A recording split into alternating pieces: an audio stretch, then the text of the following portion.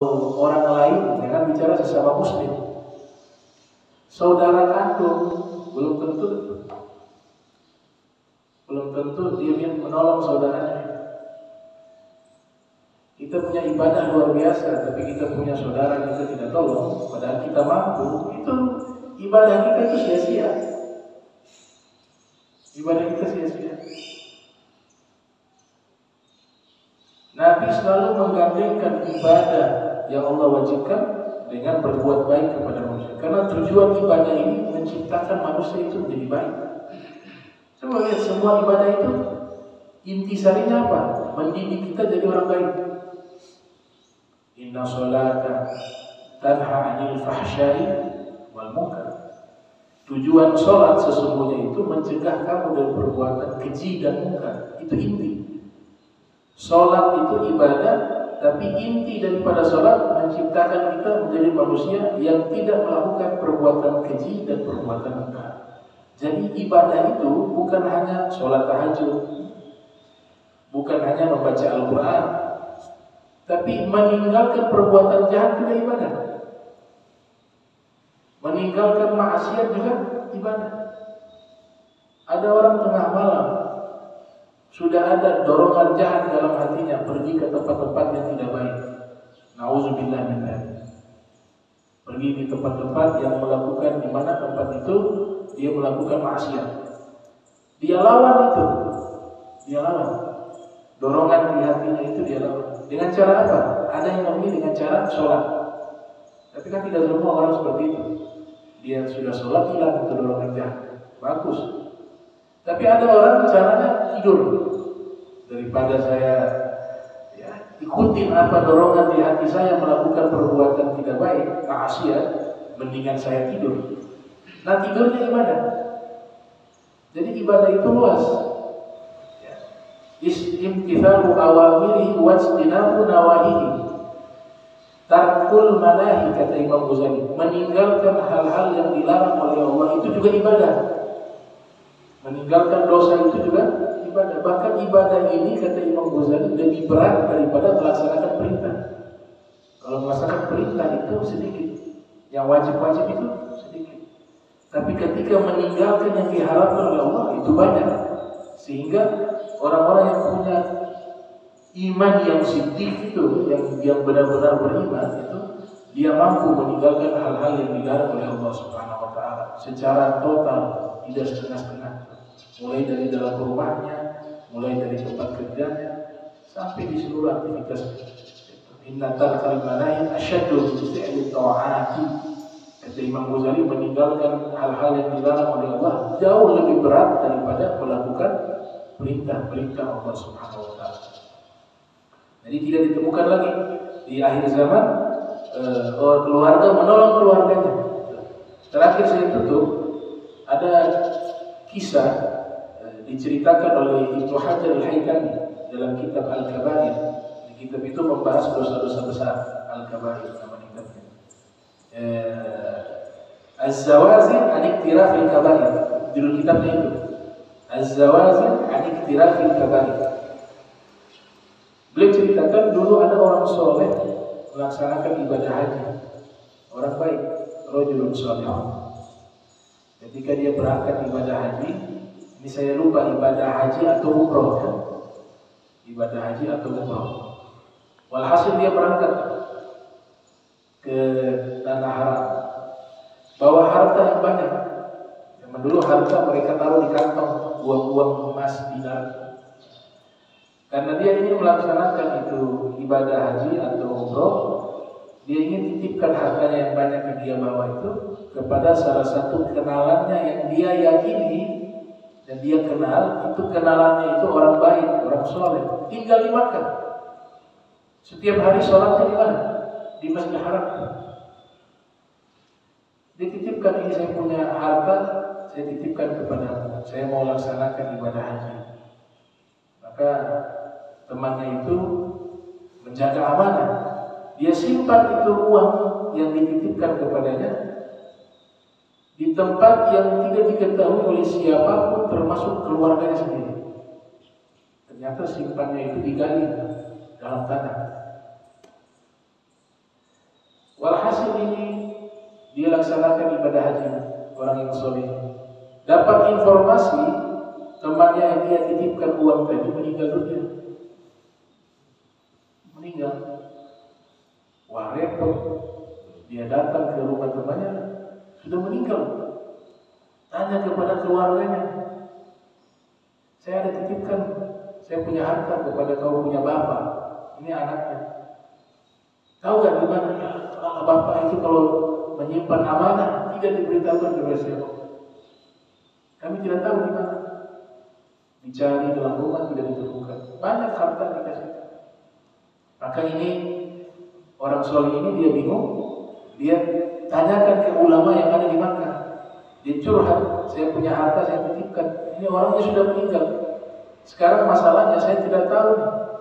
Dan keluarganya pun tidak tahu di mana dia menyimpan barang titipan tersebut. Itu harta milik saya. Maka ulama ini mengusulkan, begini saja. Dia orang baik, dia orang baik. Saya kenal dia sudah lama. Dia orang soleh, ahli ibadah, tinggal di Makkah, sholat di Masjidil Haram. Dia orang baik. Baik, kalau dia orang baik, coba kamu nanti sebentar malam panggil namanya dia di sumur Zam-Zam. Sumur Zam-Zam di zaman itu mungkin ya, dia punya sumur masih ada. Ada riwayat mengatakan arwahnya ahli surga itu Allah titipkan di sumur Zam-Zam. Kau panggil dia, sebut namanya. Kalau dia menjawab panggilanmu, baru kau tanyakan, di mana itu barang titipan yang aku titipkan kepada harta yang aku titipkan kepada. Pasti dia akan beritahu. Dan pasti dia orang baik. Maka diamalkan, dipraktikkan itu. Tengah malam datang ke sumur Zam-Zam, dia panggil tuh sahabat yang dianggap baik itu, yang dianggap soleh, disebut namanya, ya fulan bin fulan. Tidak ada jawaban. Tidak ada jawaban. Maka dia kembali melapor kepada ulama tersebut, saya sudah memanggil, tidak ada jawaban. Ini aneh. Kau punya sahabat ini orang baik, kok dia tidak jawab? Berarti coba kau datang ke Yaman, ke Hadramaut, ada namanya Birhut. Sumur itu namanya Birhut, di situ menyimpan arwahnya orang-orang ahli neraka. Coba kau datang ke sana. Dia berangkat ke Yaman, ke Hadramaut. Sampailah di Birhut. Ini Birhut ini ulama-ulama banyak menceritakan kan? Banyak di dalam kitab-kitab mereka.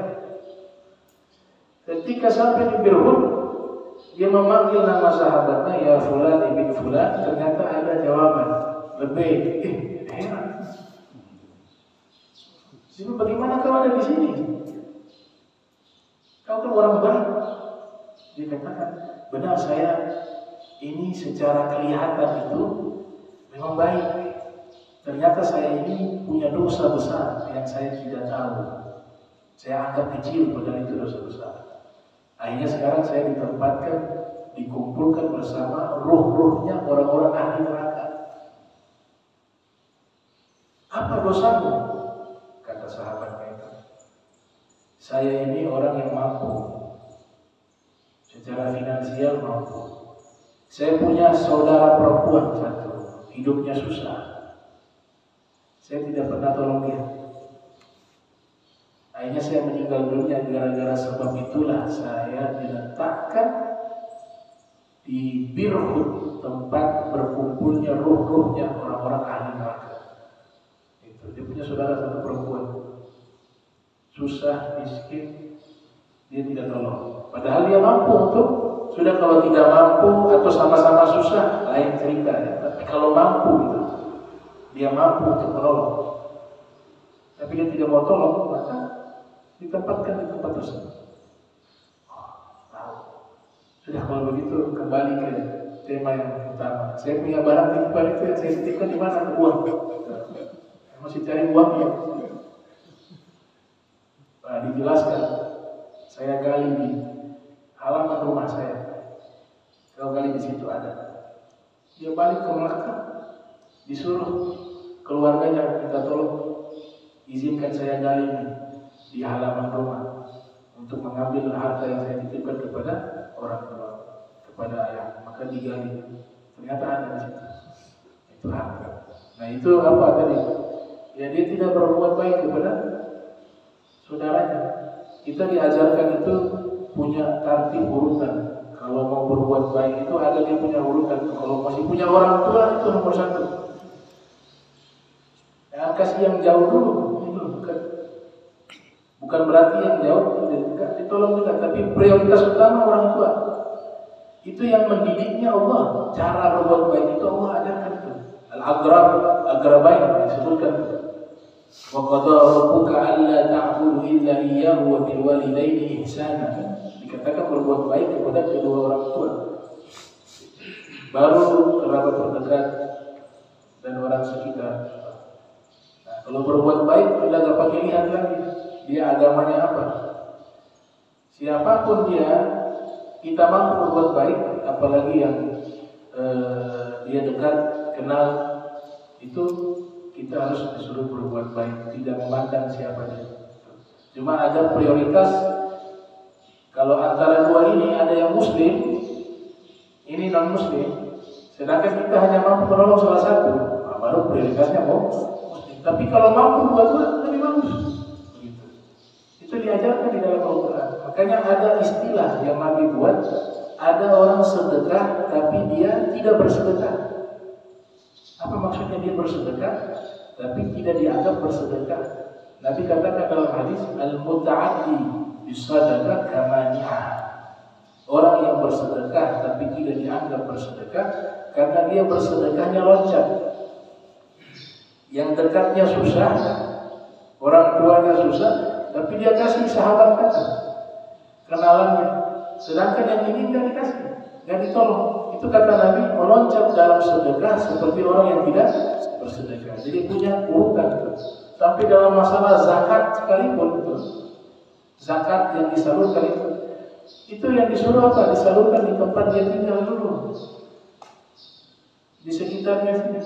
Tapi kalau dia loncat ke Bandung misalnya, uang zakatnya dia transfer ke Bandung, zakat fitrahnya juga begitu, keluar. Sedangkan yang di dalam, di tempat dia tinggal ini, masih banyak yang membutuhkan menerima itu zakat, mustahilnya masih banyak. Maka ulama sebagian mengatakan itu zakatnya tidak sah. Kenapa? Karena dia tidak memberi di tempat dia tinggal, tapi dia meloncat, dia berikan di tempat yang jauh. Nah itu tartib di dalam melakukan amal baik. Insyaallah nanti kita lanjutkan di ahad depan. Bismillahirrahmanirrahim. Alhamdulillahirabbil alamin. Allahumma shalli wa sallim ala sayyidina Muhammad. Allahumma ja'alna hadha jaman marhuma wa tafarraqna min ba'di tafarraqan ma'suma wa la tajmina wa la minna syakira mahrum. Subhanaka wa bihamdika asyhadu an la ilaha illa anta astaghfiruka wa atubu ilaik. Wa sallallahu ala sayyidina Muhammadin wa ala alihi wa sahbihi wa barik wasallam. Walhamdulillahirabbil alamin. Wassalamualaikum warahmatullahi wabarakatuh.